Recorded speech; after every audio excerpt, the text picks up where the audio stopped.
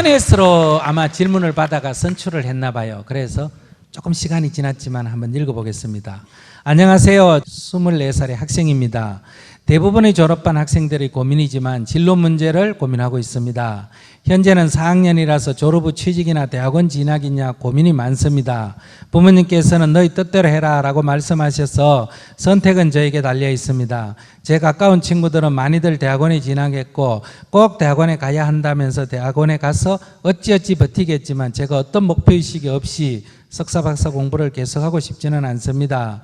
그리고 좋아하는 것, 할 수 있는 것, 잘하는 것, 나를 행복하게 하는 것을 찾아야 하는데 그것을 알아내는 게 참 어려운 것 같습니다.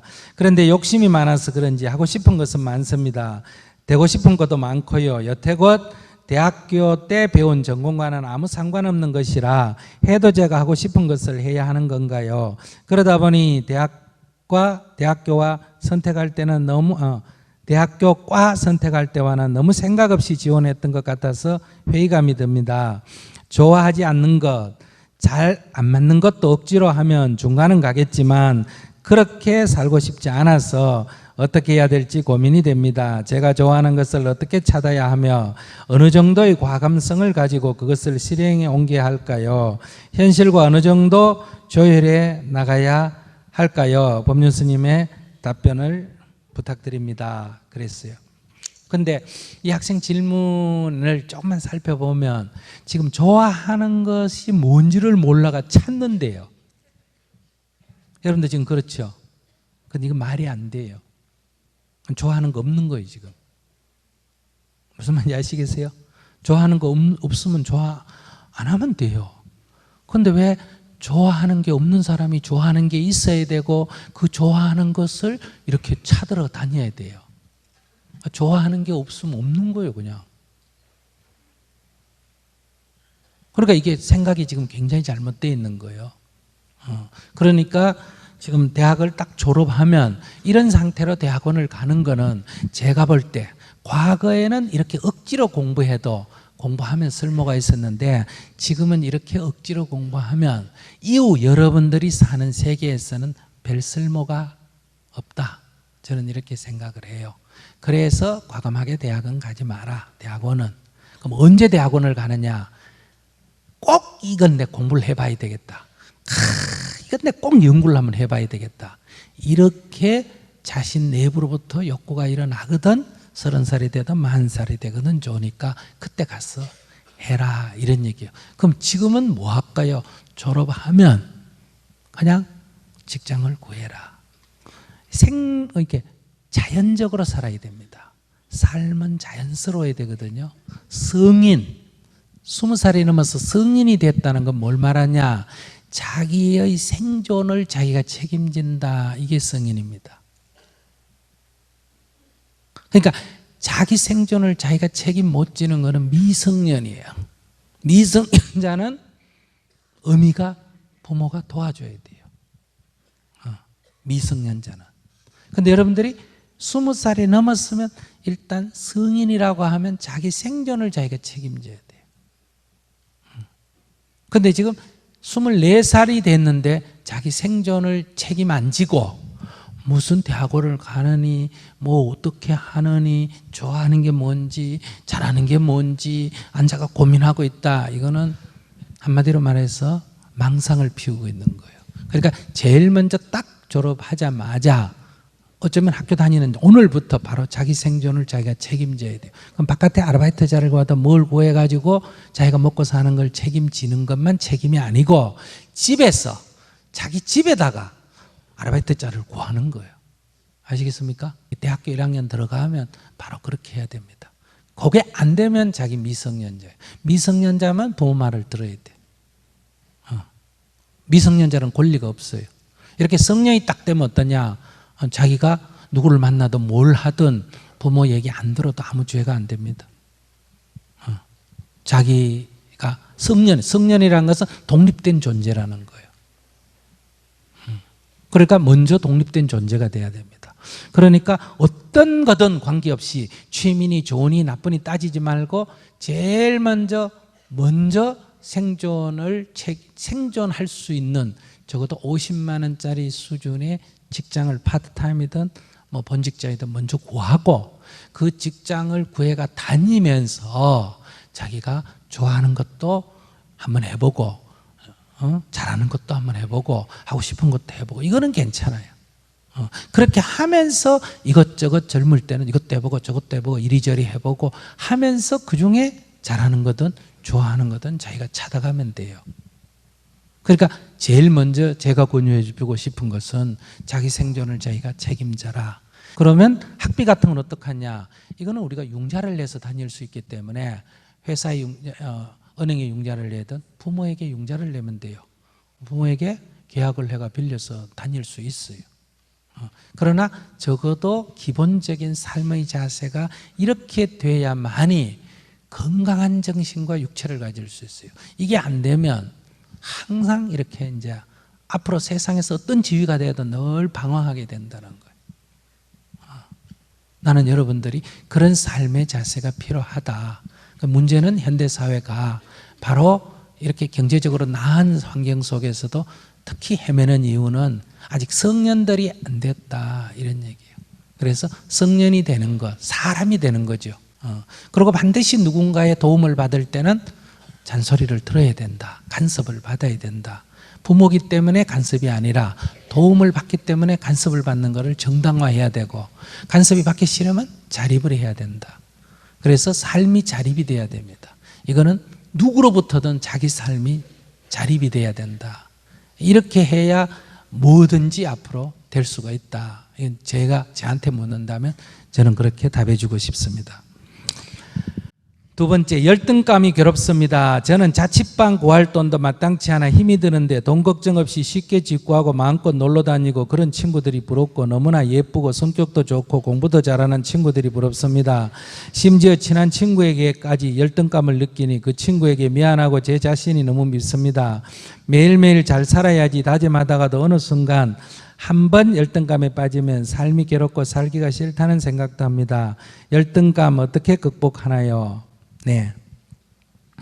그러니까 집안 형편이 안 좋아가지고 대학교 들어오자마자 자취방도 자기가 구해야 되고 학비도 자기가 구해야 되고 그 다음에 생활비도 자기가 벌어야 된다는 것은 굉장히 좋은 조건일 수도 있다. 왜? 대부분이 자립하지 못하는 성년이 못 되는데 이건 어쩔 수 없이 성년이 돼야 됩니까? 안 돼야 됩니까? 돼야 되죠.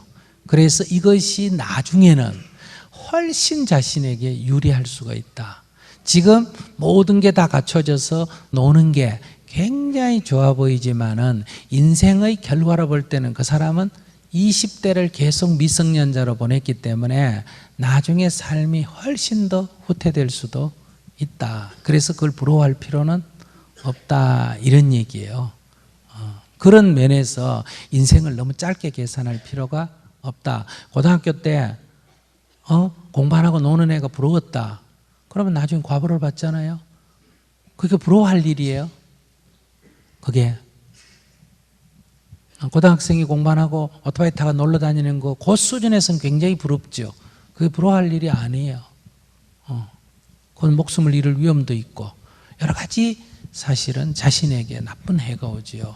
근데 20살이 넘은 사람이 이런 식으로 생각하는 것은 이것은 이제 열등해서 열등의식을 갖는 게 아니고 자기가 그것을 부러워하기 때문에 자기 존재에 대한 열등의식을 갖게 된다.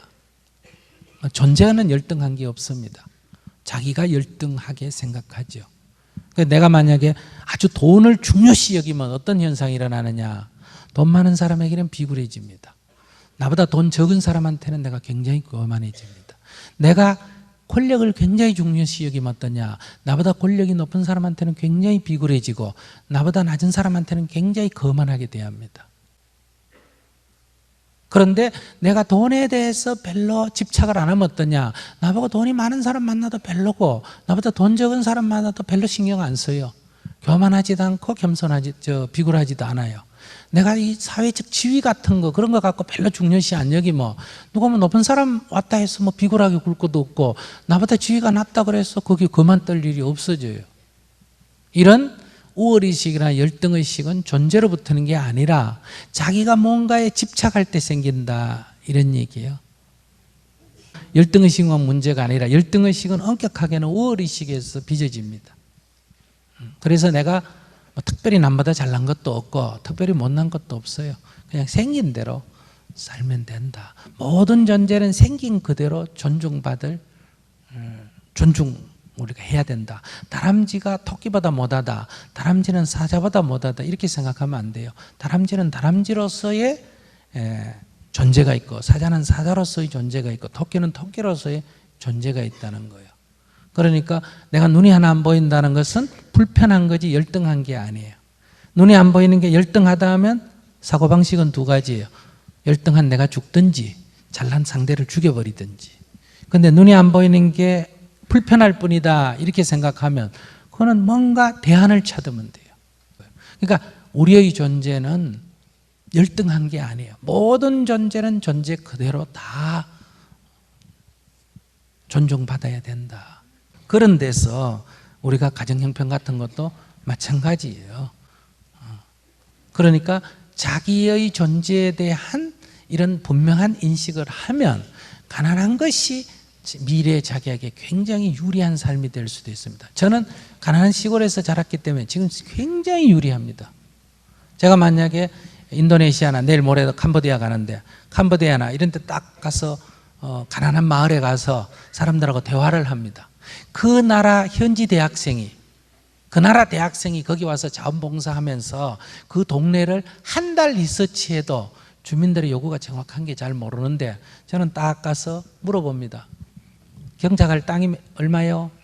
그럼 한 1헥타르 된다. 3,000평. 그럼 내가 머릿속으로 우리 동네 우리로 치면 논 15마지기예요. 그럼 애가 몇이요? 5명. 이렇게 딱 물어보면 내 어릴 때 우리 뒷집 아무개 집하고 가정형편이 비슷하구나 이렇게 금방 감이 잡히거든요. 그럼 내가 물어봅니다.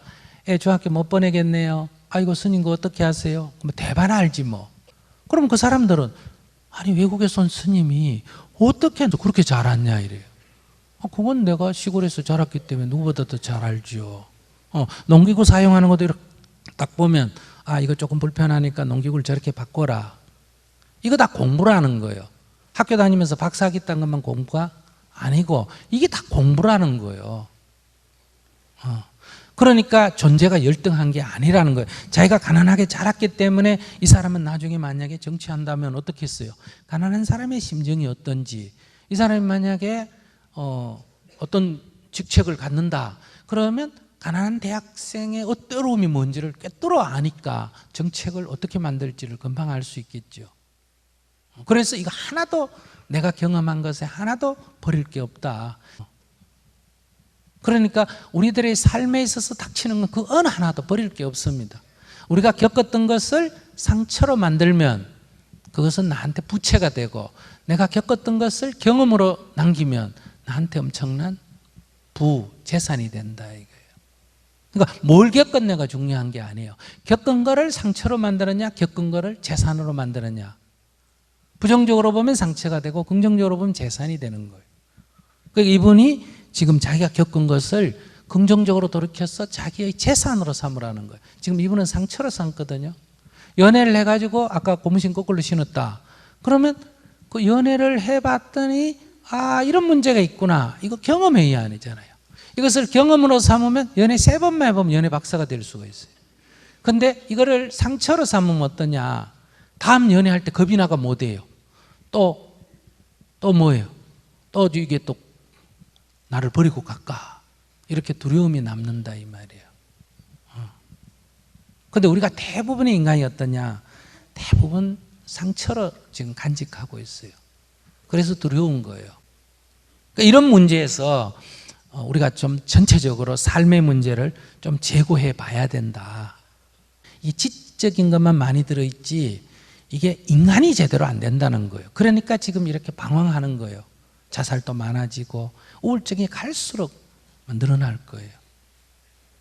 그런 데서 우리가 삶이라는 거는 많이 먹고 많이 입고 돈 많고 이게 삶의 질이 아니에요. 그러니까 이런 어떤 상황 파악을 하고 그런 것을 그런 방향을 향해서 자기가 가진 재능들을 투여하고 사용하고 할 때 삶이란 건 보람이 생기고 기쁨이 생기는 거예요. 거기에 자존이 생긴다는 거예요. 이런 게 없으면 공허한 거예요. 아무리 재산을 많이 가져도 공허하고 지위가 높아도 공허해요. 그러면 그 공허한 사람은 갈 길은 마약을 하거나 안 그러면 사치를 하거나 안 그러면 부패하는 쪽으로 가는 길밖에 없습니다. 그럼 오늘 여기 온 서울대학교 학생들 여러분들이라면 여러분들 우리 사회에서 굉장히 엘리트층에 속한다. 자기가 인정하든 안 하든. 그러면 여러분들의 정신이 건강해야 된다는 거예요. 이 기술만 있고 정신이 멍청하면 이 세상을 파괴하는 데 쓰여질 수도 있다는 거예요. 그런 면에서 이 건강한 정신을 갖는 것이 여러분들의 기술 못지않게 매우 중요하다. 그런 면을 오늘 제가 여러분 만난 집에 말씀을 드리고 싶습니다. 감사합니다.